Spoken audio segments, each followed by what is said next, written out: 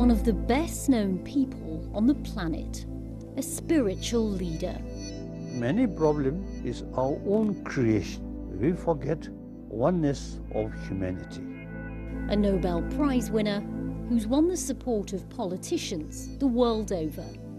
But the Dalai Lama has long been a thorn in China's side.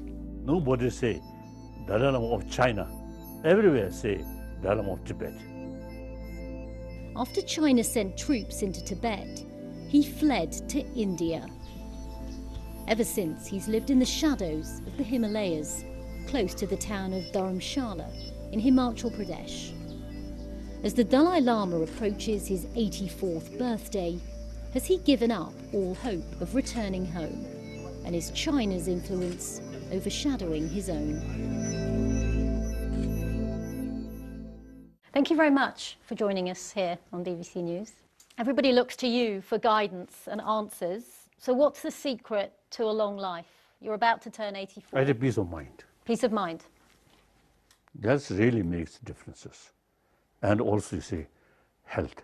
And then I think the realistic attitude is also very important. The things, like you see, this body, some sort of illness, just part of the nature. No use complain. So similarly, in the society, some problems, no use to complain, except that reality, no problem. In the past, the Chinese government haven't been very kind about you. They've called you a demon. If they use language like that, is there any hope that a meeting could ever be constructive? Yes, one Chinese official described me as a demon. So then when I first heard that, my response is, yes, I'm demon with horn. This is nothing. For me, nothing. Actually, I feel pity, their ignorance, and their political sort of thinking, very narrow-minded. Have you given up the hope of returning? No. Tibetan people very much sort of trust me. So they are very, very eager.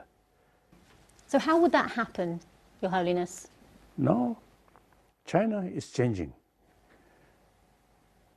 Now, last few years, I have some contact, some Chinese, even some officials. So you have had contact in the last few years with Chinese officials? Entirely, privately. Number of Chinese retired officials and some scholars, you see, who have some connection with the Chinese government. Has President Xi ever asked you for a meeting? Not yet. There have been occasions where world leaders have met you and then China's got angry. For example, when David Cameron met you, and it led to bad relations between the UK and China. Do you think China's growing influence is having an impact on your own influence and the cause of Tibet? I don't care. No. I think the Chinese seems themselves is changing their attitude. You once said that you would be interested in meeting President Trump. Has he ever asked you for a meeting? No. No. No. Isn't that surprising, given that so many US presidents used to jump at the chance to meet you? I know you're friends with George W. Bush, you've met Barack Obama, you've met other presidents. Has Donald Trump snubbed you? Frankly speaking, you see, his emotion also a little bit too complicated. What do you mean by that? What do you think of him in office? One day he says something, another day he says something, but I think lack of moral principle. When he became president, he expressed America first. That is wrong.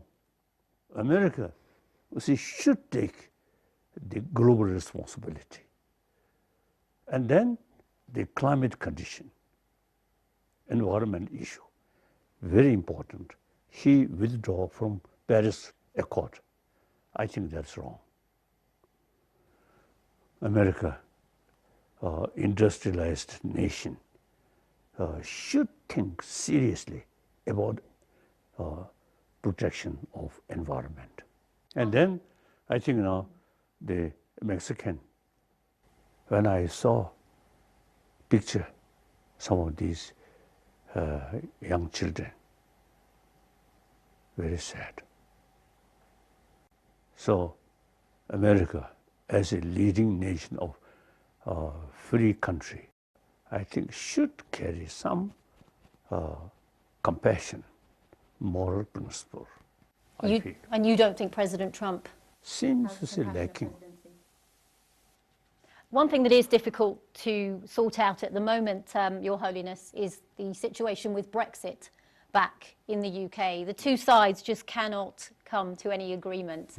I don't know detail, but overall, I am one admirer of spirit of European Union.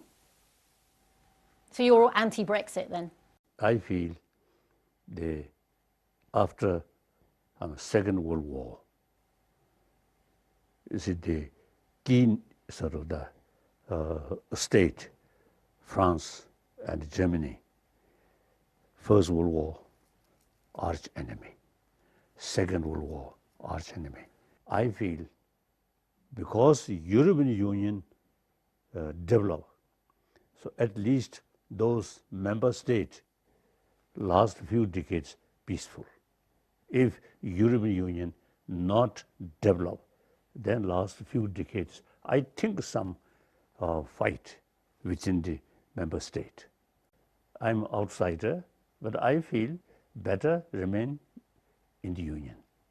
The campaign to leave the European Union used one of your quotes in their posters. It said, the goal should be that migrants return and help rebuild their countries.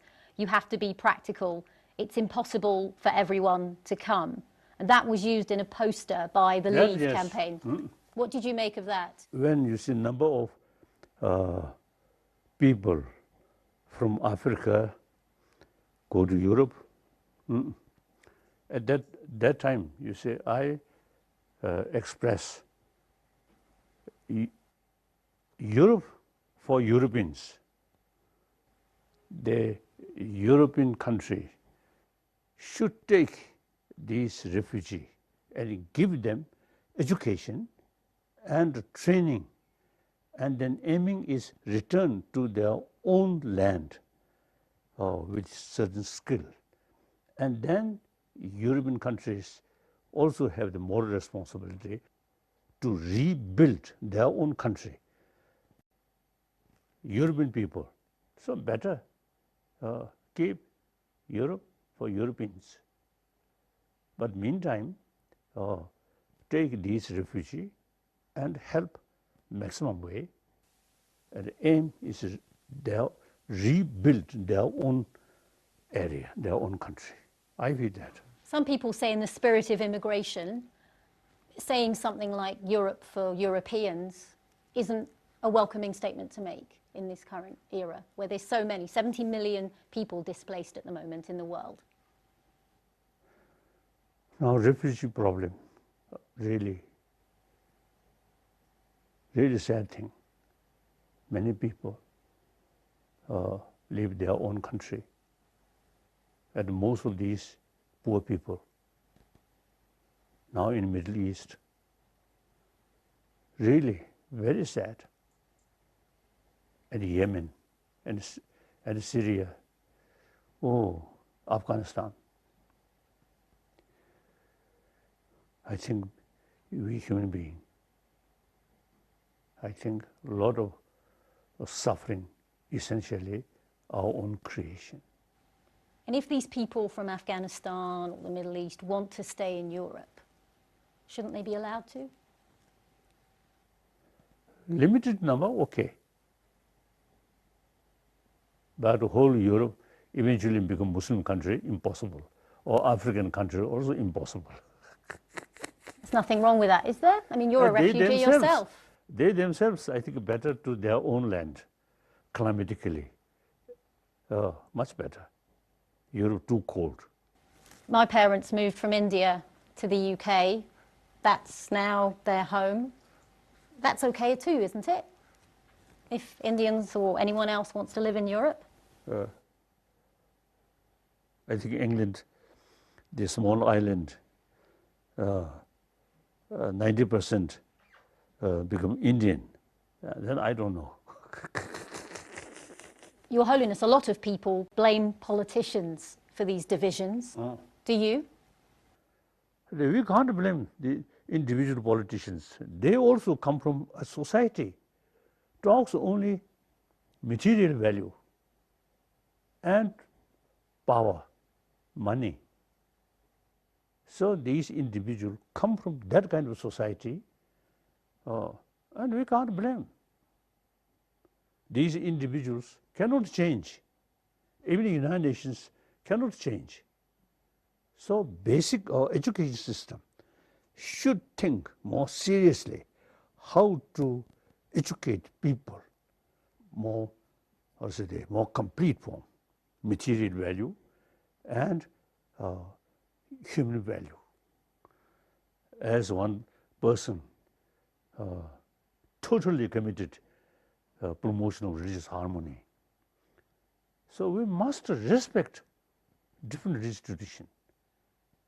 We should make distinction, faith and respect. Faith, your own tradition. I am Buddhist. My faith towards Buddhism. But I equally respect all these major religious traditions. A lot of people around the world look to you for spiritual guidance and leadership. They also want to know what happens with your succession. That's not my business, not my concern. I think as early as 1969, one of my formal statement, official statement, I mentioned I'm not much concerned about Dalai Lama Institution. So future of Dalai Lama Institution is up to Tibetan people. They will decide. Are you saying that you're going to be the last Dalai Lama? Okay, no problem. So long, student who study and practice their Buddha Dharma will remain. And China also wants to pick its own successor to you. Yes, you see, it seems now China more concerned about 15th Dalai Lama than me. That's extra burden. So if you don't find a successor, China could just step in and replace you with someone of their choice. I mean, wouldn't that concern you? I think nobody say Dalai Lama of China. All everywhere say Dalai Lama of Tibet. You once said that you would be open to a female successor. That's also possible. You also told one of my colleagues that that female must be attractive, otherwise it's not much use. Okay, yes. Can you see why that comment upset a lot of women? That's one time. If female Dalai Lama comes, and it should be more attractive. If female Dalai Lama, oh God, that people, I think, prefer not see that face. Can you see why a lot of women, though, found that quite offensive when you said it? So one Indian, you see, because of some complaint about my my expression. But okay, I think they themselves, I think if there's opportunity to ask whether they spend some money for makeup, I think they must do something. A lot of women would say that's objectifying women, and it's about who you are inside, isn't it? Yes, I think both. Real beauty is inner beauty. That's true. But we human beings, I think the appearance is also important. And so do you believe that women now in today's society should be treated equally when it comes to opportunities and also pay? Because women get paid a lot less than men, for example, for doing the same job. It should be equal. Should be equal. I think Buddha, as a Buddhist, is a Buddha firstly totally reject caste system. Then also you see Buddha treated equally male and female. A lot of people say this world today is far less tolerant than it used to be. Yes. What would you say to people who are looking for answers? Many problem is our own creation. You see, we forget oneness of humanity. One world forget. Just small, my country, my religious faith. Too much emphasis that. Good. Thank you. Thank you very much for your time, Thank Your you. Holiness.